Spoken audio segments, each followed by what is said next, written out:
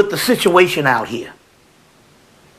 We'll go into that in a few minutes on the aspect of jealousy. So to identify with the heart chakra,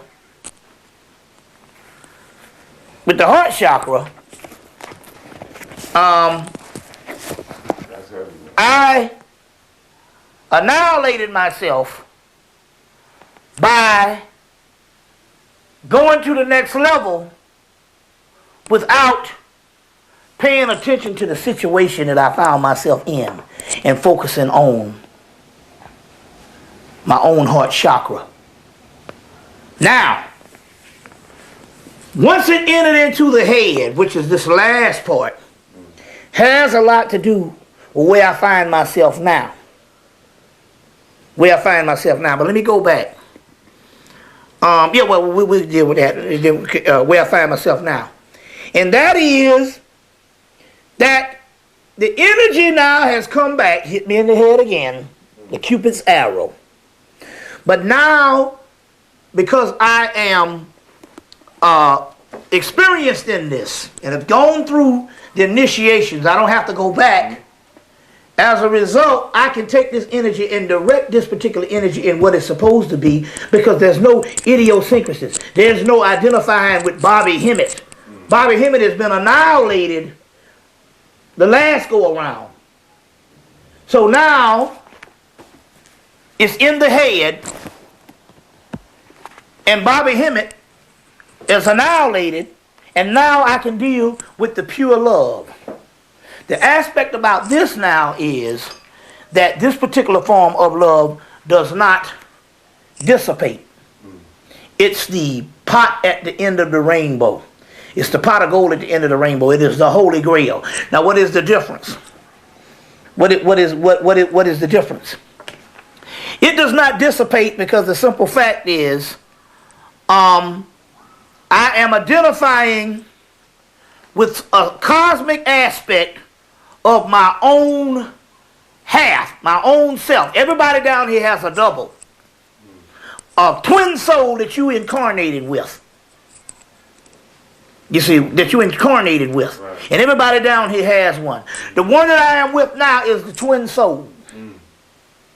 So now, and only way I could get to that particular level to even receive it or identify with it or recognize it is I had to not identify with Bobby Hemmitt, go to no self, identify with the soul chakra, so that when this twin soul comes, it would be one and not Bobby Hemmitt plus this other person.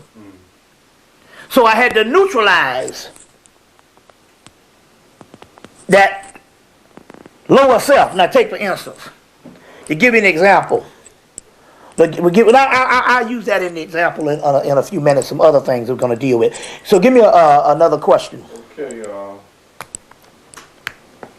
All right. It's another one from a sister now. Yeah.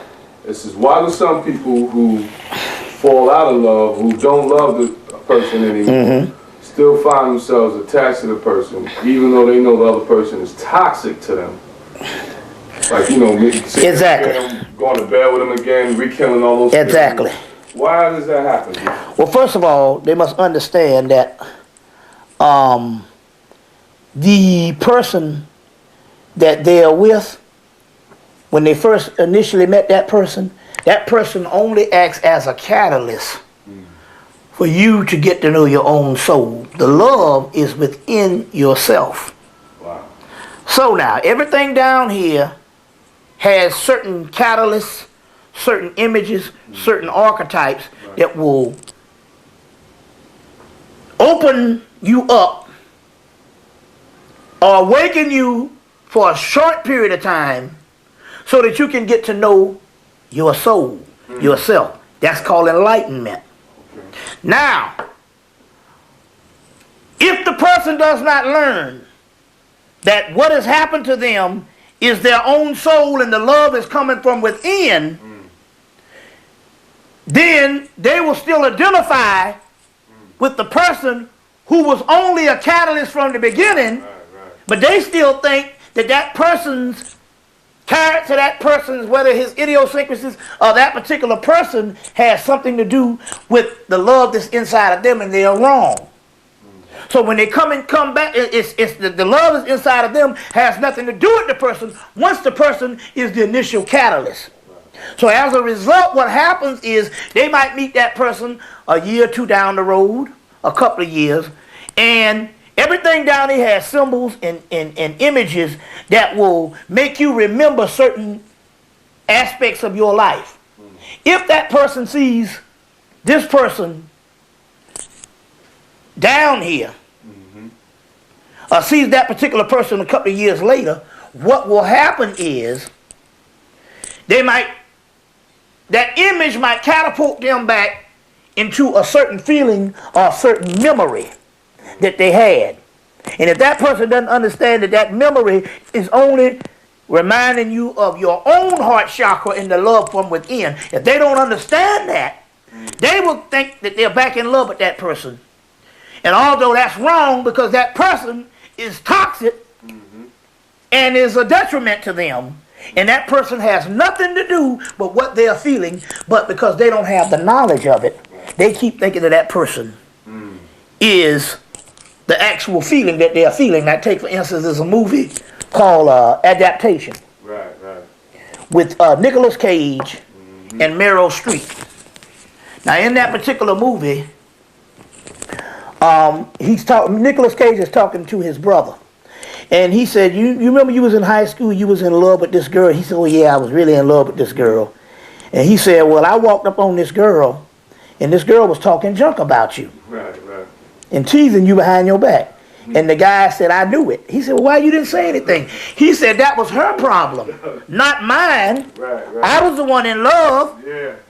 And he understood at that particular time that the love had nothing to do with her actions. It had something to do with him. And the love was in him, and he was not going to let her insecurities and her idiosyncrasies, you see what I'm saying, destroy the love that was in him, because she's immature. He understood that how she made him feel was an image that was beyond her. It was actually coming from a higher level. And he was getting the benefit of that higher level. You understand what I'm saying? Because his soul was responding. So he said, however she felt about him, that was her problem. Had nothing to do with him. And that's a profound statement. It was one of the most profound things in the movie. You see what I'm saying? Well, that's what's going on at this particular time. The sister that's talking about that person being toxic, she's still didn't realize, that she doesn't know that in actuality that person, the reaction that that person did to make your heart chakra open was gone a long time ago. And this time it has nothing to do. Although you can meet that person and these old feelings can come back, these old feelings were inside of you all the time and never was him. You see, so that's how that particular aspect goes. That's deep, man. Okay, this is a good one here, man. A lot of people dealing with this. How do you tame or deal with the green-eyed monster jealousy? Is it in the mind or is it in the heart? Jealousy. That's two questions. First, how do you tame or deal with it? And then okay, well, in order to answer the tame one about how do you tame, we have to get to the source. Okay. Jealousy is in the mind. Jealousy is all of your past idiosyncrasies, shortcomings, and all of your psychosis based on some trauma, based on some rearing, based on some event that happened in your life to make you incomplete. And as a result, your ego has to inflate itself just to protect you. And as a result, later on what happens is, because of some insecurities and incompletion, you become jealous. Now, how do you become jealous? The jealousy becomes because in this particular thing where you have your genitals to your head, this is energy and the flow of energy in the Kundalini. The one that's on the front of the book. Is that When the Kundalini energy or these primal energies start to rise, not only does the good stuff open up, but all the bad stuff start to rise also. So if you have a person that you fall in